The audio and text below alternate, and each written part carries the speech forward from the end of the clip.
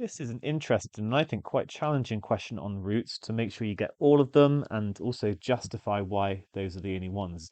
It's often root questions give you like a little grid or something, and you have to say get from here to here, and you can only move right and up, and you can kind of count the number of ways that you can get to each node. So there will be two ways to get to here because you just do 1 + 1 and so on. But this one's a little bit different. But what we can do is look at some part. We can say that starting from X, we definitely have to go from X into this hexagon here. So I've ticked that one off. And then also to get to Y, I'm going to have to go through that top one. So tick that one off. And actually the essential hexagon is this middle one.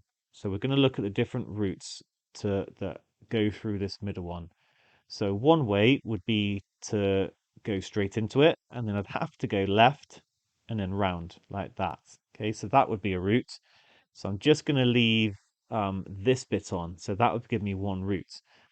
Another route would be if I don't go straight into it, but go around here, and then I go enter here, and then I have to go around. That would be another route. And you can kind of see each of these sides gives a possible entrance into the middle hexagon. Right, another one if I use carry round and then into it. So that would be another one. Then I carry around like that. Um, and or I could carry on round and go in there and then do like that. And um, I could carry on round and go into there. And I think that is actually it, because if I was to move all the way around to here, then I wouldn't be able to go here and here without going going into hexagon more than once. So basically, the sides of the hexagon, except this one here, are all the possible entrances into that middle hexagon, which gives you all the different routes, and there's going to be 5 routes in total. Trying to draw them all on like at the same time, actually, that's what I did, gets very messy.